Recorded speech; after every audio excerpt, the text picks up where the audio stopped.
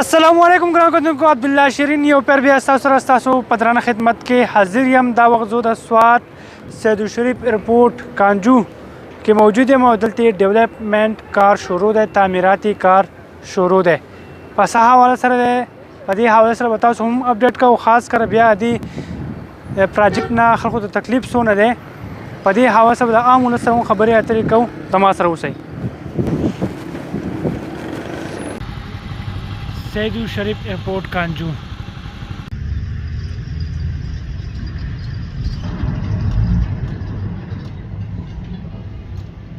کار خو ډېر ښکلی کار روان دی. خدای د دوړه ریل که واړه ماشومان دا ټولې بیماریانې ولري په کار چې په دې باندې هغه چې د اوبو ټنکرې منکرې استعمال کړي د دوړه به هم نه وي، خلکو له په تکلیف هم نه وي. نور کار خو ډېر ښکلی کار روان دی. په دې باندې موږ ډېر خوشحاله یو.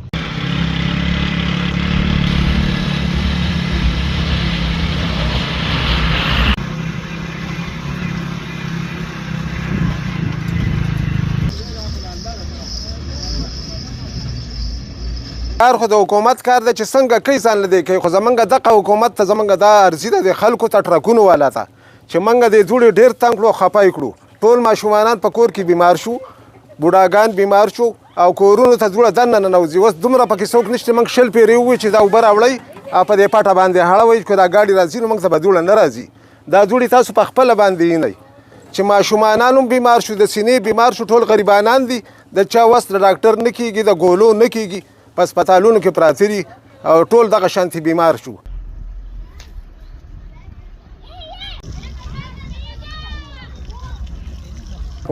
زما نوم خو محمد کریم دی او د دې ګڼشال اوسېدونکی یم او زمونږ غټه مشکله دا ده چې لږ اوس دا ایرپورټ چالو دی نو دا ګاډي د سولري په ښکته ځي او په بره باندې ځي او خلکو ته غټ تکلیف دی. دا کورونه هر څه د خاورو دوړو ډک شو او موږ د حکومت نه دا مطالبه کوو چې موږ ته دا لار ازاده کړي او په پیپانو کې لکه دننه خلک په ډېر مشکله باندې ځي، زنانې نارینه بوډاګانې خلکو ته ډېر تکلیف وي.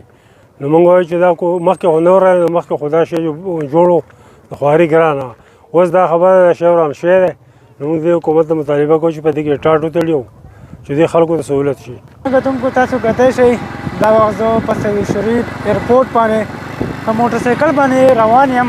څه وخت و چې په دې باندې به جهازونه پرواز کوو، جهازونه د کېناستل. سیدالشریف ایرپورټ د خپل وخت یو یادګار پاتې شوی دی او اوس په دې باندې ډیولپمنټ کار شروع دی. دې ډیولپمنټ کار نه خلکو ته ډېر زیات مشکلات دي، ستونزې دي.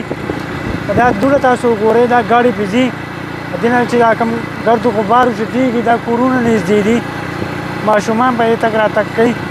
چونکې یو طرف ته خو د الله رحمت نه راورېږي، بارانونه نشته، او بل طرف ته دا دوړه ده. د عوامو مشکلات او ستونزې دغه دي چې هغوی دغه وینا کوي چې کوم ځای دي دا ګاډی بیا یې پکار ده چې په دې نه مخکې یو ټینکر ځي او دې باندې د اوبو هغه چړکاو کېږي نو هغه بهتره وي.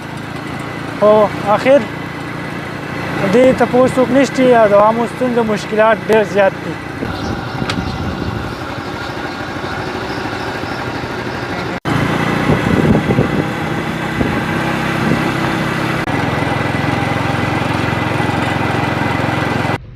تاسو وینئ دا کار روان دی. واقعي د دې نه دا خلک چې دی لکه د ترقیاتي کار به روان وي، لکه خلکو ته به شاید د ایرپورټ د دې لوکل خو ځینو خلکو ته تکلیف هم دی. خو اوس فلحال په دې موجوده سچویشن کې چې د دوړې ته وګورئ که نه نو دا انتهایي لکه د صحت دپاره ډېر مضره شی دی. هغه ټول مونږ راکاږو، هغه دننه ځي، هغه ورځي ته یقین په خدای وکړه چې لکه ما سهار لاړې توکلې نو زما په بلغمو کې وینه غوندې راتله د دوړو د لاسه، ځکه چې موږ ورته بالکل دا ځای کې نږدې یو او شپه او ورځ دا شي جوړ دی. نو مونږ لکه دا درخواست کوو چې برای مهرباني لکه په دې د کم از کم ایټلیسټ لږ چڼکاو خو کېږي که نه چې د ورځې پکې یو دوه پیرې په دې باندې چڼکاو کېږي نو کېدای شي چې دا دومره دوړه چې دا لوکوټې کمه شي. د دې سره لوکوټې ریلیف خلکو ته لوکوټې میلاو شي.